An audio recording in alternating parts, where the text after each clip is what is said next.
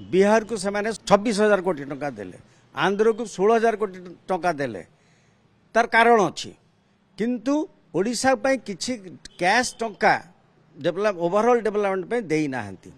किंतु आ गुटे किंतु काम करचंती से पूर्व भारतीय जो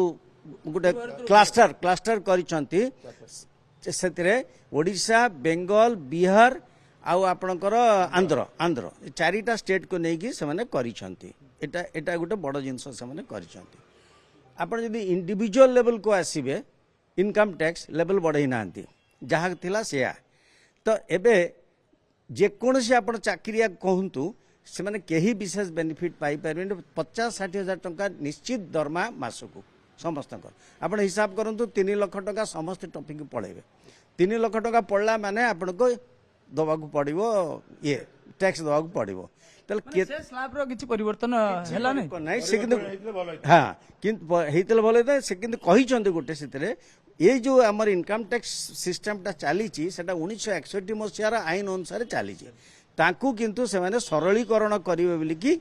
हमर मंत्री महोदया कहि चंती सेटा को हमें अनेक आश्वासन मिलछि राहत मिलिबो बोली कि हमें कथा भावुछु। देखो जो कथा कहते ओडिशा को पर्यटन क्षेत्र में विशेषकर फोकस कर प्राधान्य देती आम देखिया आउ कथा कहबा केवल ता सहित एग्रीकल्चर कथा कहतु आउ एम्प्लॉयमेंट कथा कहतु ये सब आम जहाँ देखुलु बजेट रे बेसी प्राधान्य देछि। आपण केमिति देखुचंती प्रकृति रे आ कोन हेता ना ठीक ठाक अछि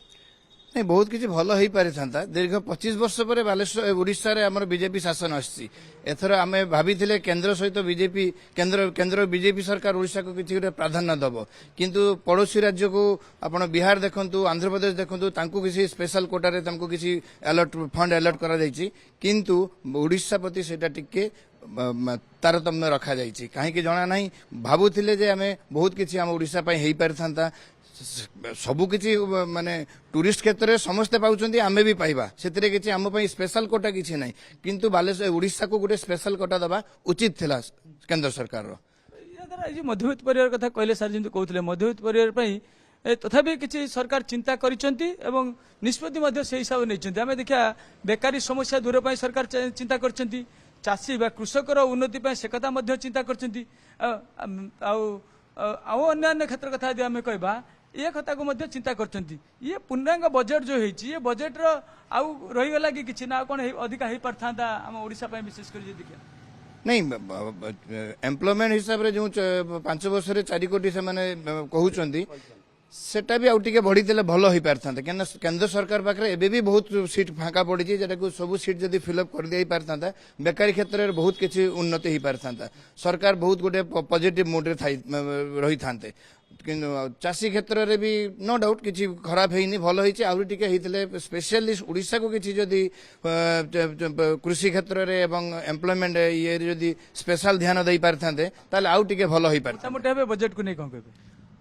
मोटामोटी बजेट को जदी आपण कहबे 10 रु दवा पई मते किछि नंबर ताले मु 7 देई परिबी।